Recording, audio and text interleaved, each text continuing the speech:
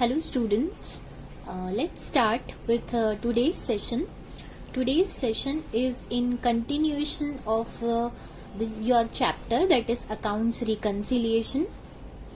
In this session we are going to start branch reconciliation. Okay, so what is all about branch reconciliation? So branch reconciliation is you are reconciling the books of accounts or the statement balances with the branch or the head office. See, in this case there are two parties, one is branch and another one is head office. देखिए, जो भी transaction होंगे branch और head office के बीच में वो दोनों की बुक्स में रिकॉर्ड होंगे. हेड ऑफिस अपनी बुक्स में क्या बनाएगा? ब्रांच का अकाउंट बनाएगा. और ब्रांच अपनी बुक्स में क्या बनाएगा? हेड ऑफिस अकाउंट बनाएगा.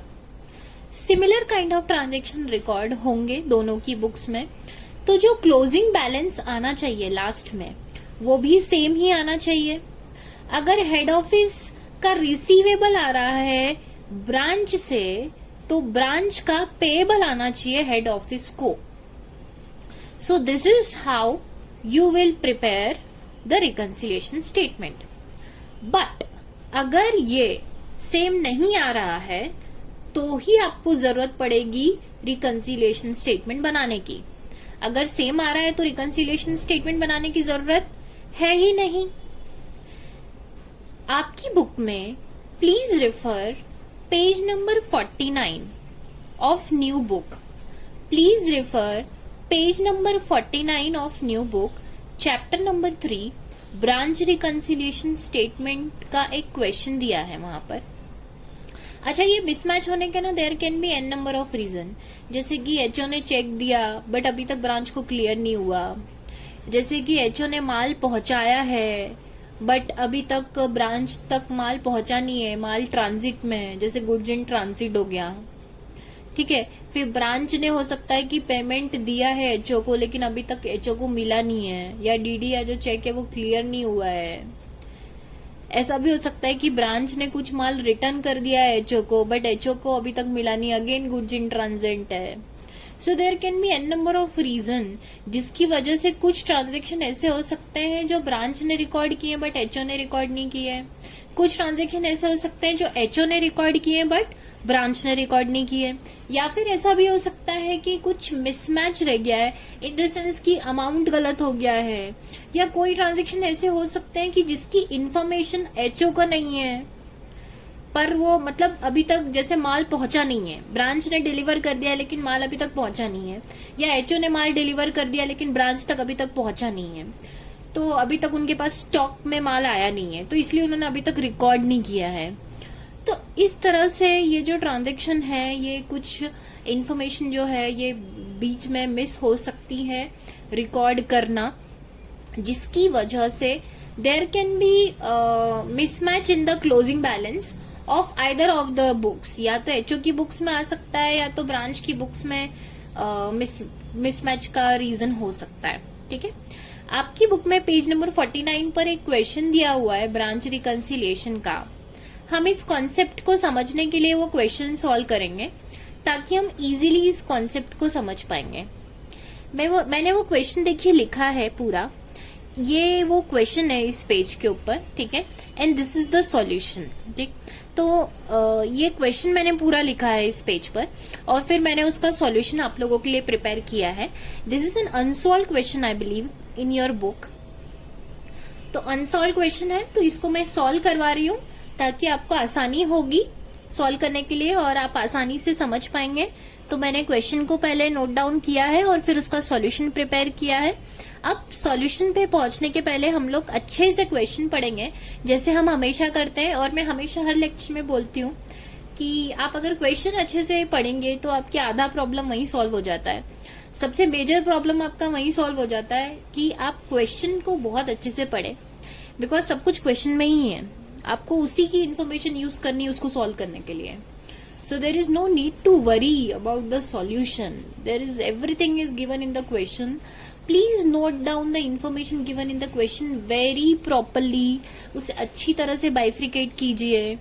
तो आप बहुत आसानी से समझ पाएंगे। ये सिर्फ रिकंसिलिएशन का ही नहीं, मैं हर टॉपिक, कोई भी टॉपिक आप ले लीजिए, स्पेशली प्रैक्टिकल क्वेश्चन, अगर आप अकाउंट्स की बात कर रहे हैं तो अकाउंट्स में तो बहुत इंपॉर्टेंट है आप क्वेश्चन ध्यान से पढ़ें।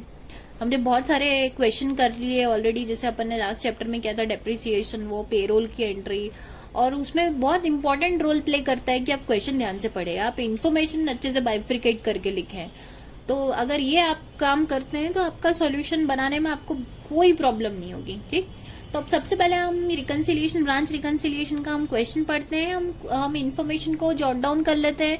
कुछ इन्फॉर्मेशन कुछ ऐसी है तो हम उसको मार्क कर लेते हैं, कुछ स्पेशल है तो हम उसे अंडरलाइन कर लेते हैं। So let's start with reading the question. So in the question, you are the accountant of Messrs Ratnagiri Textile Limited head office. ठीक है, प्लीज रिफर पेज नंबर 49। आपकी बुक में ये क्वेश्चन दे रखा है, आपको क्वेश्चन नहीं लिखना, क्वेश्चन मैंने लिखा है आप लोगों को समझाने के लिए, आपके लिए ये सॉल्यूशन है, आप लोग प्लीज सॉल्यूशन लिख लीजिएगा। क्वेश्चन आपकी बुक में दे रखा है, आप लोग प्लीज बुक रिफर कीजिए जब भी आप मेरा लेक्चर अटेंड करते हैं तो ध्यान देंगे। You are the accountant of Messrs Ratnagiri Textiles Limited HO, मतलब आप अकाउंटेंट हो। किसके अकाउंटेंट हो? Messrs Ratnagiri Textile Limited HO के। अच्छा, देखिए रिकंसिलिएशन हमने पहले भी बनाया है, पहले हमने डेटर रिकंसिलिएशन और क्रेडिटर रिकंसिलिएशन स्टेटमेंट बनाया है। तो रिकंसिलिएशन बनाते समय आपको पहली बहुत इंपॉर्टेंट चीज जो क्वेश्चन में ये ध्यान रखनी है कि आप अकाउंटेंट किसके हो, कौन सी पार्टी के आप अकाउंटेंट हो। देखो प्रैक्टिकल लाइफ में ऐसा नहीं होगा, जब तुम जॉब पर जाओगे तब तुमको पता है कि तुम अकाउंटेंट किसके हो, और ऑब्वियसली जिस भी पार्टी से तुम्हारा ट्रांजेक्शन होगा वो तुम्हारी सामने वाली पार्टी है। बट यहाँ पर ध्यान दो, क्वेश्चन जब आप सॉल्व कर रहे हो तो तब यहाँ पर आप ध्यान दो कि आप messrs Ratnagiri Textiles Limited HO के हेड ऑफिस के आप अकाउंटेंट हो। ठीक, आप किसके अकाउंटेंट हो? रत्नागिरी टेक्सटाइल्स लिमिटेड HO मतलब हेड ऑफिस। ठीक, मतलब तुम किसके अकाउंटेंट हो? हेड ऑफिस के अकाउंटेंट हो। ये बात समझ में आ गई? Okay. At the beginning of every month you get statement from the Nashik branch for the previous month. Her beginning में, हर महीने, जैसे ही हर महीना स्टार्ट होता है ना, तो हर महीने की स्टार्टिंग में ही तुमको एक स्टेटमेंट मिलता है अपनी ब्रांच से, और तुम्हारी ब्रांच कहाँ पर है? नासिक में, तो उस ब्रांच का नाम क्या है? नासिक ब्रांच है। ठीक है, ओके। अब जैसे मैंने अब तुम लोग को क्या बताया था रिकंसिलिएशन स्टेटमेंट के लिए, क्या बताया था कि रिकंसिलिएशन स्टेटमेंट तुम क्यों बनाते हो? क्योंकि कई बार हम ऐसा करते हैं, मंथली क्लोजिंग करते हैं, वीकली क्लोजिंग करते हैं, क्वार्टरली, हाफ ईयरली या ईयरली क्लोजिंग करते हैं, तो हम चेक करते हैं कि भाई हर जिस भी पार्टी के साथ हम ट्रांजैक्शन कर रहे हैं उसके साथ हम क्रॉस चेक कर लेते हैं कि अपने जो क्लोजिंग बैलेंसेस आ रहे हैं वो सही तो आ रहे हैं ना, ताकि जब ईयर एंड में तुम इकट्ठा साल भर का जब तुम फाइनेंशियल स्टेटमेंट क्लोज करोगे, सारे लेजर जब क्लोज करने बैठोगे, तब तुमको ये मिसमैच ना आए, तब तुम रिकंसिलिएशन का तुम्हारे ऊपर बर्डन नहीं आना पड़ेगा, बर्डन नहीं आएगा। तब तुम रिकंसिलिएशन बनाने बैठोगे तो फाइनेंशियल स्टेटमेंट कब बनाओगे? Final financial statement. तो हमेशा हर पीरियोडिकली ये बनाते रहो रिकंसिलिएशन स्टेटमेंट, ताकि पूरे साल भर का इकट्ठा तुमको बर्डन ना पड़े। तो अभी देखो पीरियोडिकल रिकंसाइल करने के लिए क्या करता है ब्रांच, क्या करता है हर महीने एवरी मंथ, हर महीने की स्टार्टिंग में ही ना, पिछले महीने जितने भी उसने ट्रांजैक्शन रिकॉर्ड की HO के साथ, उसका एक स्टेटमेंट बना के या उसकी एक डिटेल बना के वो HO को दे देता है। ठीक, तो क्या बोला उन्होंने कि you will get a statement from Nashik branch for the previous month. हर महीने की स्टार्टिंग में ऐसा हो जाता है। ठीक, तो आप क्या करते हो? हर महीने के महीने चेक कर लेते हो। हेड ऑफिस क्या करता है? हर महीने के महीने चेक कर लेता है कि जितने भी नासिक ब्रांच के साथ ट्रांजैक्शन हुए हैं वो बराबर रिकॉर्ड तो हुए ना, है ना। वही ट्रांजैक्शन रिकॉर्ड किए ना जो HO ने भी रिकॉर्ड किए हैं, वही ट्रांजैक्शन ब्रांच ने भी रिकॉर्ड किए है ना। ब्रांच का भी क्लोजिंग बैलेंस ब्रांच की बुक्स में वही आ रहा है ना जो अपना आ रहा है। देखो दो बुक्स बनेगी, दो पार्टी है, तो यहाँ पे दो पार्टी कौन कौन है? एक तो हेड ऑफिस और दूसरा कौन है? ब्रांच है। तो हेड ऑफिस अपनी बुक्स बनाएगा, तो हेड ऑफिस अपनी बुक्स में किसका अकाउंट बनाएगा? ब्रांच का। ब्रांच अपनी बुक्स बनाएगा, ब्रांच अपनी बुक्स में किसका अकाउंट बनाएगा? हेड ऑफिस का। तो यहाँ पर क्या बोला है कि हर महीने ब्रांच क्या करता है? अपनी बुक का जो डिटेल है ना, स्टेटमेंट है ना, वो अपने को दे देता है। तो हम चेक कर लेते हैं कि अपन ने भी वही ट्रांजैक्शन रिकॉर्ड किए ना ब्रांच के साथ जो ब्रांच ने रिकॉर्ड किए हैं अपने साथ। From the following details, prepare branch reconciliation statement as on 31st May 2019।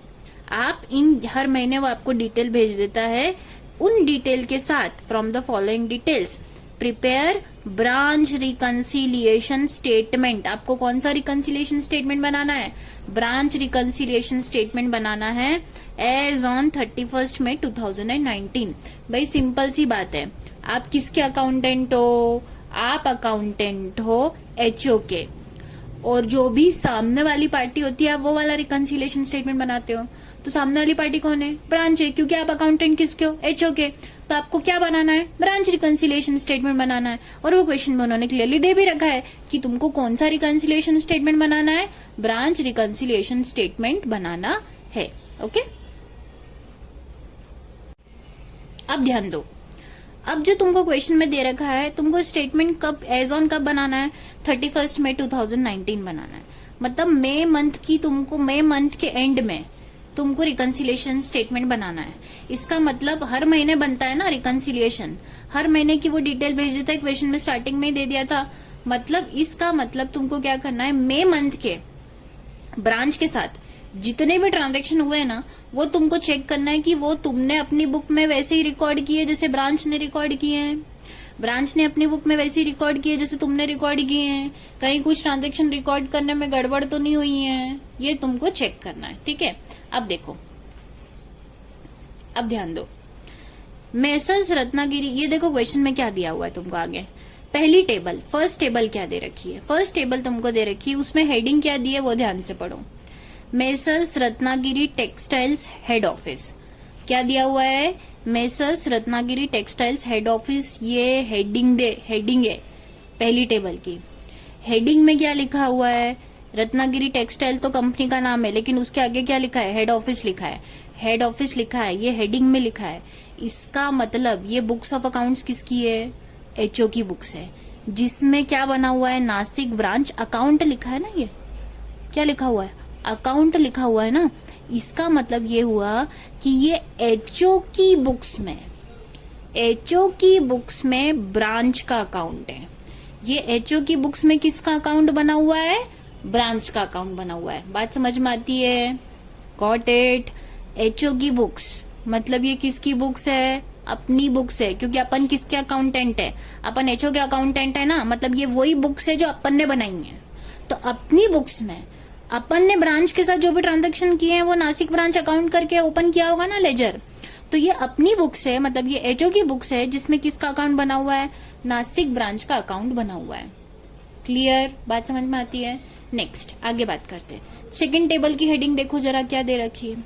ये सेकंड टेबल है क्वेश्चन की, उसमें हेडिंग क्या दी है? उसमें हेडिंग दी है messrs Ratnagiri textiles Nashik branch head office account. तो ये तुमको दिया हुआ है messrs Ratnagiri textiles Nashik branch. अच्छा, हेडिंग में क्या लिखा है? कंपनी का नाम तो वही है मेसर्स रत्नागिरी टेक्सटाइल्स, लेकिन आगे क्या लिखा है? नासिक ब्रांच। मतलब ये किसकी बुक्स ऑफ अकाउंट्स है? ये नासिक ब्रांच की बुक्स ऑफ अकाउंट्स है। किसकी बुक्स ऑफ अकाउंट्स है? ये नासिक ब्रांच की बुक्स ऑफ अकाउंट्स है, जिसमें किसका अकाउंट बना हुआ है? देखो जरा, हेड ऑफिस अकाउंट बना हुआ है। किसका अकाउंट बना हुआ है? Head office account. मतलब ये ब्रांच की बुक्स है जिसमें एचओ का अकाउंट है। मतलब ये ब्रांच की बुक्स है जो ब्रांच के अकाउंटेंट ने बनाई है, जिसमें अपना अकाउंट बना हुआ है। अपन क्योंकि किसका अकाउंटेंट है? एचओ के। तो ब्रांच की बुक्स में एचओ का अकाउंट। पहली टेबल में एचओ की बुक्स में ब्रांच का अकाउंट, दूसरी टेबल में ब्रांच की बुक्स में एचओ का अकाउंट। अब ध्यान दो, ये तो अपनी ही बुक्स है क्योंकि ये अपन एचओ के अकाउंटेंट है। मतलब ये वही बुक्स है जो अपन ने प्रिपेयर करी है, जिसमें किसका अकाउंट बनाया हुआ है? नासिक ब्रांच का अकाउंट बनाया हुआ है, राइट। अब आगे बात करते हैं, नासिक ब्रांच की बुक्स में किसका अकाउंट बना हुआ है? एचओ का अकाउंट बनाना है। तब नासिक ब्रांच की बुक्स में एचओ का अकाउंट बना हुआ है, इसका मतलब ये जो ब्रांच की बुक है ये किसने बनाई है? ब्रांच के अकाउंटेंट ने बनाई है। और यही वो स्टेटमेंट है जो ब्रांच के अकाउंटेंट ने अपने को फॉरवर्ड कर दिया है, ठीक, अपने को भेज दिया है। मतलब ये वो स्टेटमेंट क्या करते हैं, हर महीने ये वो स्टेटमेंट बना के हमको भेज देते हैं। तो हम क्या करते हैं, हर महीने के महीने चेक कर लेते हैं कि भाई ब्रांच के साथ जो अपन ने ट्रांजैक्शन रिकॉर्ड किए हैं वही इन्होंने रिकॉर्ड किए हैं, जो इन्होंने रिकॉर्ड किया वही अपन ने किए ना, कोई मिसमैच तो नहीं है, क्योंकि अगर मिसमैच है तो फिर क्लोजिंग बैलेंस सेम नहीं आ रहा रहेगा। ठीक, तो ये इन्होंने मई मंथ का बना के भेज दिया है स्टेटमेंट, क्योंकि अपने को मई मंथ का रिकंसिलिएशन स्टेटमेंट बनाना है। तो ये मई मंथ का जितने भी ट्रांजैक्शन है ये अपनी बुक्स में ब्रांच का अकाउंट है, ये मई मंथ का जितने भी ट्रांजैक्शन है ये ब्रांच की बुक्स में अपना अकाउंट है, मतलब एचओ का अकाउंट है। ठीक है, अब ब्रांच और एचओ के बीच में ट्रांजैक्शन तो एक ही हुए रहेंगे, मतलब सिमिलर ट्रांजैक्शन है, तो सेम ट्रांजैक्शन की एंट्री अपन ने भी ब्रांच की बुक्स में की होगी, मतलब एचओ ने भी ब्रांच की बुक्स में करी होगी। सेम ट्रांजैक्शन की एंट्री ब्रांच ने भी एचओ की अकाउंट में की होगी, ब्रांच की बुक्स में, राइट। अब क्लोजिंग बैलेंस तो सेम आना चाहिए ना। अब ध्यान दो, क्लोजिंग बैलेंस क्या आना चाहिए, सेम आना चाहिए। यहां पर देखेंगे अगर हम, तो क्लोजिंग बैलेंस देखो कितना आ रहा है यहाँ पे, क्लोजिंग बैलेंस एचओ की बुक्स में, मतलब अपनी बुक्स में ब्रांच के अकाउंट का क्लोजिंग बैलेंस, ये ओपनिंग बैलेंस है, to balance brought down. Brought down मतलब क्या होता है, जब ओपन करते टाइम तुम कैरी फॉरवर्ड कर रहे हो तब करते हो ना। कैरी डाउन मतलब क्या होता है, जब तुम क्लोज कर रहे हो तब ना। तो देखो अपनी बुक में पहली टेबल में जब एचओ की बुक्स में ब्रांच का अकाउंट बना हुआ है तो ये वाला ओपनिंग बैलेंस है, बट क्लोजिंग बैलेंस देखो कहाँ पे लिखा हुआ है, यहाँ पे लिखा हुआ है ना कि ये देखो ये क्लोजिंग बैलेंस है, ये कैरी डाउन है, मतलब ये क्लोजिंग बैलेंस है। तो 31 मई को क्लोजिंग बैलेंस कितना आ रहा है अपनी बुक्स में ब्रांच के अकाउंट का, अपन एचओ के अकाउंटेंट है, एचओ की बुक्स में ब्रांच के अकाउंट का कितना आ रहा है क्लोजिंग बैलेंस, 15,000 आ रहा है। बाय बैलेंस कैरी डाउन कितना आ रहा है, 15,000 आ रहा है। इसका मतलब क्या हुआ, अच्छा दूसरी इंपॉर्टेंट चीज, ये टी शेप वाला है अकाउंट, ये टी शेप वाला अकाउंट है। इसका मतलब ये date particulars amount, date particulars amount, मतलब ये साइड कौन सी साइड है, डेबिट साइड है, और ये वाली साइड कौन सी साइड है, क्रेडिट साइड है। तो अब ध्यान दो, ये 15,000 रुपए क्लोजिंग बैलेंस कहाँ पे लिखा हुआ है, क्रेडिट साइड में लिखा हुआ है ना, राइट। अब ये क्रेडिट साइड में लिखा हुआ है, ये क्लोजिंग बैलेंस है, लेकिन ये क्रेडिट साइड में क्यों लिखा है, क्योंकि भाई डेबिट साइड का जो टोटल आ रहा होगा वो ज्यादा आ रहा होगा। डेबिट साइड का टोटल 3,75,000 आ रहा था, और ये जो क्लोज यहाँ पर आ रहा था ये 3,60,000 ही आ रहा था। तो इस लेजर को क्लोज करने के लिए अपन ने क्या किया है, इसका बैलेंस कहाँ पे लिख दिया है, क्रेडिट में लिख दिया है, तो 15,000 आ रहा है, लेकिन ये लिखा क्रेडिट में है। लेकिन इस बैलेंस का नेचर कैसे, देखो हम ये प्रीवियस लेक्चर में भी डिस्कस कर चुके हैं, वेटेज कौन सी साइड का ज्यादा है, डेबिट साइड का ज्यादा है ना। तो इस 15,000 ये जो क्लोजिंग बैलेंस आ रहा है, इस बैलेंस का नेचर कैसा है, इस बैलेंस का नेचर है डेबिट नेचर है इसका। क्यों, क्योंकि वेटेज कौन सी साइड का ज्यादा आ रहा है, डेबिट साइड का ज्यादा आ रहा है, मतलब ये जो क्लोजिंग बैलेंस का नेचर है ये डेबिट नेचर का है। और अगर ये डेबिट नेचर का है तो हमारे लिए ये रिसीवेबल है कि पेएबल है, डेबिट नेचर है मतलब एज अ काइंड, ये वाला अकाउंट हमारे लिए क्या हो गया, एज अ डेटर हो गया। अगर ये डेटर हो गया इसका मतलब ये एचओ के लिए, हमारे लिए, हमारी बुक्स में ब्रांच का अकाउंट का बैलेंस डेबिट आ रहा है ना क्लोजिंग वाला, इसका मतलब ये हमारे लिए क्या आ रहा है, रिसीवेबल आ रहा है। ध्यान दो, ये हमारे लिए क्या आ रहा है, रिसीवेबल आ रहा है। ठीक है, मतलब हम क्या बोल रहे हैं कि हमें नासिक ब्रांच से लेना बाकी है, कितना लेना बाकी है, 15,000 रुपए लेना बाकी है क्लोजिंग मई एंड में, मई के सारे ट्रांजेक्शन होने के बाद, ऐसा हम बोल रहे हैं, क्योंकि हमारी बुक्स में किसका अकाउंट बना हुआ है, नासिक ब्रांच का। कुछ बात समझ में आती है, क्लियर है क्या, आगे बढ़े, आगे बात करें। अगर ये तो हमने पहले ही स्टेटमेंट की बात करी, दूसरा स्टेटमेंट क्या है, दूसरा स्टेटमेंट है नासिक ब्रांच की बुक्स में एचओ का अकाउंट। अब अगर तुम देखोगे नासिक ब्रांच की बुक्स में एचओ का अकाउंट, तो उसमें क्या दे रखा है, उसमें दे रखा है, उसका जरा देखो तो क्लोजिंग बैलेंस कहाँ पर दे रखा है, अभी तुम नोटिस करो उसका क्लोजिंग बैलेंस कहाँ पर दे रखा है। ये तो बाय बैलेंस ब्रॉट डाउन है, मतलब ये तो ओपनिंग बैलेंस है। अब देखो 31 मई को क्लोजिंग बैलेंस यहीं पे लिखा हुआ है, बाय बैलेंस कैरी डाउन लिखा है ना, कैरी डाउन मतलब ये क्लोजिंग बैलेंस है, कितना दिया है, 50,000 रुपीज। अच्छा, तो ब्रांच की बुक्स में जो एचओ का अकाउंट बनाया है उन्होंने, तो उनके हिसाब से, ब्रांच के हिसाब से जो हमारी एचओ का मतलब हमारे जो अकाउंट का जो क्लोजिंग बैलेंस आ रहा है वो कितना आ रहा है, उनका 50,000 आ रहा है। अब देखो ये गड़बड़ हो गई, अगर देखो क्लोजिंग बैलेंस सेम आना चाहिए, अपना 15,000 आ रहा है और दूसरा उनका कितना आ रहा है, 50,000। इसका मतलब कहीं तो कुछ तो ट्रांजेक्शन में मिसमैच है।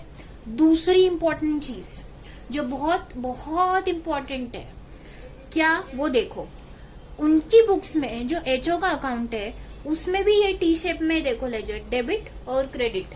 ठीक, अब ये डेबिट साइड का टोटल कितना आ रहा है, 4 लाख आ रहा है, और क्रेडिट साइड का टोटल कितना आ रहा था, 3,50,000 आ रहा था, लेकिन बैलेंस करने के लिए 50,000 रुपीज क्लोजिंग बैलेंस यहाँ पे दिया है। Got it? तो ये बैलेंस कर दिया उन्होंने लेजर। अब ये बैलेंस लिखा कहाँ पर है, 50,000 लिखा क्रेडिट में, लेकिन इस 50,000 रुपए का नेचर कैसा है, क्लोजिंग बैलेंस का नेचर कैसा है, डेबिट नेचर है ना, क्यों, क्योंकि डेबिट साइड का टोटल ज्यादा आ रहा है ना, राइट। तो अब देखो ये 50,000 रुपीज का डेबिट बैलेंस है, कैसा बैलेंस है ये, डेबिट बैलेंस है। डेबिट बैलेंस है, किसके लिए डेबिट बैलेंस है, किसकी बुक्स में देख रहे हो तुम ये लेजर, ब्रांच की बुक्स में देख रहे हो ना एचओ का लेजर। तो ब्रांच की बुक्स में हेड ऑफिस के अकाउंट का जो क्लोजिंग बैलेंस आ रहा है वो डेबिट बैलेंस आ रहा है। अब ब्रांच क्या बोल रहा है, मतलब ब्रांच के लिए हेड ऑफिस क्या हो गया, अगेन डेबिट बैलेंस आ गया, डेबिट बैलेंस आ रहा है मतलब डेटर जैसा हो गया ना। तो ब्रांच के लिए हेड ऑफिस क्या हो गया, डेटर, मतलब ब्रांच के लिए भी हेड ऑफिस के अकाउंट का बैलेंस कैसा आ रहा है, रिसीवेबल आ रहा है। ध्यान दो यहाँ पे कैसा आ रहा है, ये रिसीवेबल आ रहा है। कुछ बात समझ में आ रही है, बहुत इंपॉर्टेंट चीज समझा रही हूं मैं, सब लोग ध्यान से समझेंगे इसको। दोनों की बुक्स में अब तुम ध्यान दो, हेड ऑफिस की बुक्स में ब्रांच के अकाउंट का बैलेंस, क्लोजिंग बैलेंस क्या आ रहा है, रिसीवेबल। मतलब हेड ऑफिस, मतलब अपन क्या बोल रहे हैं, हम एचओ के अकाउंटेंट है, एचओ क्या बोल रहा है कि हमें ब्रांच से पैसे लेना बाकी है, कितने लेना बाकी है, 15,000। Got it? दूसरी चीज, ब्रांच का अकाउंटेंट ने, जिसने एचओ का अकाउंट बनाया, मतलब ब्रांच क्या बोल रही है कि नहीं, ये अपना अकाउंट बना हुआ है ना एचओ का अकाउंट ब्रांच की बुक्स में, तो ब्रांच क्या बोल रहा है कि नहीं भाई, हमें हेड ऑफिस, मतलब हमें आपसे लेना बाकी है, कितना लेना बाकी है, वो भी 50,000 रुपए। उनका भी क्या आ रहा है, रिसीवेबल, अपना भी क्या आ रहा है, रिसीवेबल। अपन क्या बोल रहे हैं कि हमको ब्रांच से लेना है, कितना लेना बाकी है, 15,000, लेकिन ब्रांच क्या बोल रही है कि नहीं नहीं, हमें हेड ऑफिस आपसे लेना है, कितना लेना बाकी है, 50,000। ऐसे कैसे हो सकता है? पहली बात तो अमाउंट गड़बड़ आ रहा है, एक तो 15,000 आ रहा है और एक का 50,000 आ रहा है। दूसरी इंपॉर्टेंट चीज ये है कि अगर एक का रिसीवेबल आ रहा है तो दूसरे का पेएबल आना चाहिए ना भाई, ऐसे कैसे हो सकता है? हम ब्रांच से बोल रहे हैं कि हमें आपसे पैसे लेना बाकी है, ब्रांच बोल रहा है कि नहीं नहीं हमें आपसे पैसे लेना बाकी है, ये कैसे संभव है? This is a very important thing जिसकी वजह आपको समझनी होगी कि सिर्फ अमाउंट ही मिसमैच नहीं हो सकता है, नेचर ऑफ क्लोजिंग बैलेंस भी मिसमैच हो सकता है। बात ध्यान दीजिएगा, अगर दो पार्टी है तो एक का रिसीवेबल आना चाहिए और दूसरे का पेएबल आना ही चाहिए। तुमको यहाँ पे क्वेश्चन में ये नहीं दे रखा है कि ये 15,000 रिसीवेबल है, ये 50,000 रिसीवेबल है। क्वेश्चन में लेजर देख के तुमको समझना पड़ेगा। और वो कैसे समझ में आया कि ये भी डेबिट बैलेंस आ रहा है और ये भी डेबिट बैलेंस आ रहा है, अपनी बुक्स में भी डेबिट बैलेंस आ रहा है, उसकी बुक्स में भी डेबिट बैलेंस आ रहा है। डेबिट बैलेंस आ रहा है मतलब दोनों का क्या आ रहा है, रिसीवेबल आ रहा है। और ऐसे कैसे हो सकता है? इसीलिए मैं बोलती हूँ लेजर को समझना सीखो। क्लोजिंग बैलेंस कौन सा डेबिट है, कौन सा क्रेडिट है, this is a basic concept. ये अभी तो मैं बता रही हूँ, बट लाइव क्लासेस में मोस्टली ऐसा होता है कि स्टूडेंट्स डोंट नो कि कौन सा डेबिट बैलेंस है, कौन सा क्रेडिट बैलेंस है। ये तुमको पता होना चाहिए, बैलेंस देख के लेजर समझ में आना चाहिए कि भाई ये जो क्लोजिंग बैलेंस आ रहा है ये डेबिट नेचर आ रहा है या क्रेडिट नेचर आ रहा है। डेबिट नेचर आ रहा है मतलब रिसीवेबल है, क्रेडिट नेचर आ रहा है मतलब पेएबल है। कुछ बात समझ में आ रही है? यहाँ पर हमें इतना समझ में आ गया कि भाई दोनों ही का जो क्लोजिंग बैलेंस आ रहा है वो क्या आ रहा है, रिसीवेबल आ रहा है, और अमाउंट तो गड़बड़ आ ही रहा है। ठीक, इसका मतलब देयर आर फ्यू ट्रांजेक्शन जो कि दोनों की बुक्स में कुछ तो गड़बड़ रिकॉर्ड हुए हैं या तो रिकॉर्ड नहीं हुए हैं, मिसमैच है। अब हम फाइंड आउट करेंगे वो मिसमैच कौन कौन से वो रीजन है जिसकी वजह से ये जो क्लोजिंग बैलेंस है वो सेम नहीं आ रहा है, और दूसरा एक का रिसीवेबल और पेएबल नहीं आ रहा है, दोनों का रिसीवेबल आ रहा है। ऐसा क्यों? Got it? Let's start finding the mismatches in recording of the transaction. देखो दोनों की बुक्स अपने सामने, सिंपल, बहुत अच्छी बात है। दोनों की बुक्स अपने सामने, तो अपने को क्या निकालना है, मिसमैच निकालना है। ठीक, कैसे निकालेंगे, ध्यान देंगे। अब देखो सबसे पहले अपनी बुक्स में अगर अपन देखें तो अपनी बुक्स में ब्रांच के अकाउंट का ओपनिंग बैलेंस कितना आ रहा है, ये रहा ओपनिंग बैलेंस। ब्रॉट डाउन है ना, मतलब ये ओपनिंग बैलेंस है। 1 मई को बैलेंस ब्रॉट डाउन किया है अप्रैल में से, अप्रैल मंथ लास्ट मंथ था तो इधर उधर से अपन लेके आए होंगे। ओपनिंग बैलेंस कितना आ रहा है, 50,000 आ रहा है, तो अपना 50,000 आ रहा है। अब देखो ये अपना ओपनिंग बैलेंस आ रहा है अपनी बुक्स में ब्रांच के अकाउंट का, तो अब देखो ब्रांच की बुक्स में अपने अकाउंट का मतलब एचओ के अकाउंट का भी वही आ रहा है कि ओपनिंग बैलेंस, ये अपना इधर लिखा है तो उसकी बुक्स में इधर लिखा होगा, राइट। तो ये देखो 50,000 आ रहा है बाय बैलेंस, ये भी ब्राउट डाउन है। ब्राउट डाउन मतलब ये उसकी बुक्स में अपने अकाउंट का ओपनिंग बैलेंस है, तो बराबर है, राइट। अपना अगर ये डेबिट आ रहा है तो उसका क्या आ रहा है क्रेडिट, मतलब अगर अपना रिसीवेबल आ रहा है तो उसका क्या आ रहा है वो पेबल आ रहा है, तो बराबर आ रहा है। सिंपल सी बात है, अगर अपना रिसीवेबल आ रहा है तो सामने वाली पार्टी का पेबल आना ही चाहिए। अगर अपना पेबल आ रहा है तो उसका क्या आना चाहिए रिसीवेबल। अब ये डेबिट बैलेंस है, डेबिट बैलेंस है, ओपनिंग है, तो सही साइड पे ही उतरा है, वो डेबिट साइड पे उतरा है, इसलिए हमें पता चल रहा है कि वो रिसीवेबल है। Got it. तो अपना ओपनिंग बैलेंस 50,000 रिसीवेबल आ रहा है और उसका 50,000 क्या आ रहा है पेबल, तो इसमें कोई गड़बड़ है क्या, इसमें कोई गड़बड़ नहीं है, इसमें कोई मिसमैच नहीं है, इसको राइट टिक कर लो। ये जो है वो बैलेंस करेक्ट ब्रॉट डाउन हुआ है दोनों की बुक्स में, दोनों की बुक्स में। नेक्स्ट ट्रांजेक्शन देखो 5 मई को हुआ है, देखो अपन ने ब्रांच को to good send to branch, 3 lakh का माल अपन ने भेजा है ब्रांच को। हेड ऑफिस की बुक्स में ब्रांच का अकाउंट देख रहे हैं अपन, तो 3 लाख का माल अपन ने भेजा है ब्रांच को, तो ये देखो उसने भी रिसीव किया है क्या, इसकी एंट्री करी है क्या, buy goods received from HO.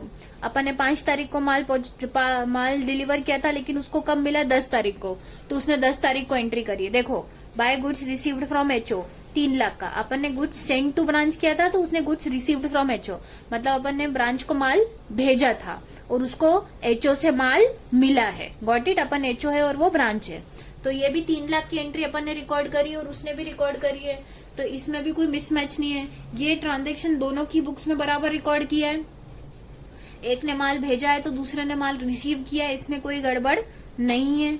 Got it. Next देखो अब डेबिट साइड में अपन ने एक एंट्री करी है टू बैंक करके 25,000 रुपए की, इसका मतलब अपन ने एंट्री करी है 25,000 रुपए का टू बैंक, इसका मतलब अपन ने जर्नल एंट्री क्या करी होगी, अपन ने जर्नल एंट्री करी होगी Nashik branch to bank account, मतलब हम लोग क्या बोल रहे हैं कि हमने ब्रांच को पेमेंट किया है, कितने का पेमेंट किया 25,000 का, बराबर। अब अपन ने पेमेंट दिखाया है, उसको पेमेंट उसने रिसीव किया है, उसने रिकॉर्ड किया है क्या, अपना इधर है तो उसका इधर देखो यहाँ पे 25,000 रुपए की कोई एंट्री नहीं दिख रही है, कोई एंट्री नहीं, उसका तो क्लोजिंग बैलेंस आ गया यहाँ पे। इसका मतलब ये वो ट्रांजेक्शन है जो अपन ने रिकॉर्ड किया है बट उसने रिकॉर्ड नहीं किया है, this is a mismatch, this is a mismatch, तो इसको सर्कल कर लो। ठीक, अब इसको सर्कल कर लिया, बात समझ में आ रही है। आगे देखते हैं, ये एक मिसमैच है, ये वाले ट्रांजेक्शन खत्म हो गए, इसको मैंने सर्कल कर लिया है। आगे 28 मई को बाय बैंक लिखा हुआ है, क्या लिखा हुआ है 3,60,000 रुपए अपनी बुक्स में लिखा है, बाय बैंक लिखा हुआ है, मतलब अपन ने जर्नल एंट्री करी क्या होगी, ब्रांच के अकाउंट में लिखा है ना, नासिक ब्रांच के अकाउंट में बाय बैंक लिखा है, इसका मतलब अपन ने जर्नल एंट्री क्या करी होगी, bank account debit to Nashik branch account. ठीक, तो नासिक ब्रांच अकाउंट में पोस्टिंग क्या हुई है बाय बैंक, इसका मतलब हम क्या बोल रहे हैं कि हमें नासिक ब्रांच से पैसा मिला है, कितना पैसा मिला है 3,60,000 रुपए का, तो अपने को रिसीव हुआ है, तो ब्रांच ने अपनी बुक्स में एचओ को पेमेंट दिखाया होगा, देखो अपना यहाँ पर है तो यहाँ पे उसने पेमेंट टू बैंक अकाउंट मतलब एचओ टू बैंक, मतलब उसने अपने को पेमेंट दिखाया है क्या 3,60,000 का, हाँ दिखाया है, मतलब इसमें कोई गड़बड़ नहीं है। ये जो ट्रांजेक्शन है ये दोनों की बुक्स में बराबर रिकॉर्ड हुआ है, इसमें कोई प्रॉब्लम नहीं है, ये मिसमैच इसमें कोई मिसमैच नहीं है। अब ध्यान दो, अपनी बुक्स में क्लोजिंग बैलेंस आ गया 15,000 का, अभी इधर कोई ट्रांजेक्शन नहीं है, इधर कोई भी ट्रांजेक्शन नहीं है, ये तो क्लोजिंग बैलेंस है। ठीक, ये अपनी बुक्स में ब्रांच का अकाउंट के ट्रांजेक्शन खत्म हो गए, एक मिसमैच मिला, लेकिन ध्यान दो ब्रांच की बुक्स में एचओ के अकाउंट में दो और ट्रांजेक्शन है जो रिकॉर्ड किए हैं, इसका मतलब ये वो 2 ट्रांजेक्शन है जो अपनी बुक्स में रिकॉर्ड नहीं हुए हैं। वो 2 ट्रांजेक्शन कौन कौन से जरा ध्यान दो। 30 मई को ब्रांच ये बोल रहा है कि उसने क्या किया है, क्या ट्रांजेक्शन देखो उसने रिकॉर्ड किया है यहाँ पर एचओ के अकाउंट में, to goods return to HO. Okay भाई, नासिक ब्रांच ये बोल रहा है कि हमने उसको ये माल भेजा था ना, कितने का माल भेजा था 3 लाख का माल भेजा था, उसमें से उसने अपने को माल वापस रिटर्न कर दिया है, कितने का माल वापस रिटर्न कर दिया है उसने 30,000 का, तो उसने एंट्री क्या करी होगी, head office account debit to goods return to HO किया होगा, बराबर, मतलब एचओ को उसने डेबिट कर दिया और उसने माल को क्या कर दिया क्रेडिट कर दिया। इसका मतलब वो ये बोल रहा है कि भाई 30,000 का माल जो है वो ब्रांच ने वापस पहुंचा दिया है। किसको वापस पहुंचा दिया है? एचओ को वापस पहुंचा दिया है। अब ऐसा ब्रांच ने तो रिकॉर्ड किया, लेकिन हमने कहीं पे भी रिकॉर्ड नहीं किया। इसका मतलब हमने तो यहाँ कहीं पर भी ये नहीं दिखाया है कि हमें ब्रांच से माल वापस आया है, बराबर। अब ये ट्रांजेक्शन मिसिंग है अपनी बुक्स में, लेकिन उसकी बुक्स में है, जिसकी वजह से ये देखो क्लोजिंग बैलेंस अपने सेम नहीं आ रहे। तो इसको सर्कल कर लो, this is a mismatch, this is a mismatch. Circle कर लिया। रिकंसिलिएशन स्टेटमेंट बनाने से पहले मिसमैच ढूंढ लो। यही वो मिसमैच है जिसको हम ट्रीट करेंगे रिकंसाइल करने के लिए क्लोजिंग बैलेंसेस को। ओके, आगे देखो, ध्यान दो। अपनी बुक्स में सारे ट्रांजेक्शन खत्म हो गए, पर ब्रांच की बुक में एक और ट्रांजेक्शन रिकॉर्डेड है, और वो क्या है? 2 goods transfer to Mumbai branch. अब नासिक ब्रांच क्या बोल रही है? भाई देखो, ऐसा है हेड ऑफिस, हमने 10,000 का माल किसको भेज दिया है? मुंबई को। किसको भेज दिया है? कौन सी ब्रांच को? ब्रांच को, मुंबई ब्रांच को। अच्छा, अपनी ना एक और ब्रांच है, कहां पर है ब्रांच? वो मुंबई में। तो नासिक ब्रांच ने क्या किया?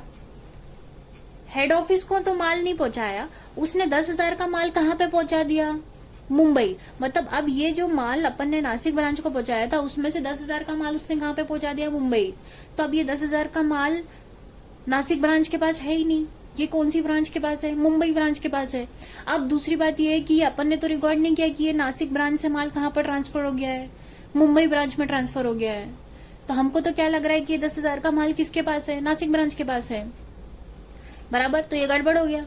तो अब ये देखो, ये स्टेटमेंट जब तक नासिक ब्रांच नहीं भेजता हमको पता चलता क्या? नहीं पता चलता।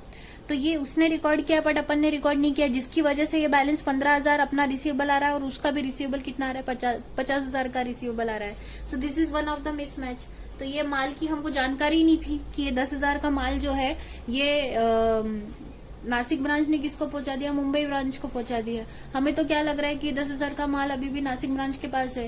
तो अगर माल नासिक ब्रांच का पास है, तो माल जो बिकेगा उसका पैसा भी हम किससे लेने वाले हैं? हमको तो ये लग रहा है कि हमें नासिक ब्रांच से लेना है, लेकिन नहीं, ये माल किसके पास है? मुंबई ब्रांच के पास है। तो आइडियली ये 10,000 का जो माल का पैसा है, ये हेड ऑफिस को किससे लेना चाहिए?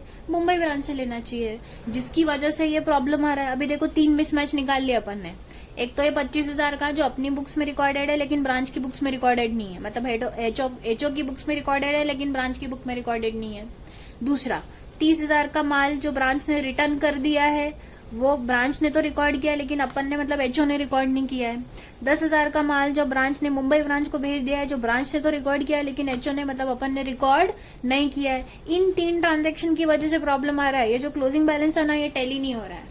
हमारा 15,000 आ रहा है रिसीवेबल, मतलब हम क्या बोल रहे हैं कि हमें ब्रांच से लेना बाकी है 15,000, लेकिन ब्रांच क्या बोल रही है कि नहीं, हमें एचओ से लेना बाकी है। कितना? वो भी 50,000। Got it. तो अब हम बनाएंगे रिकंसिलिएशन स्टेटमेंट।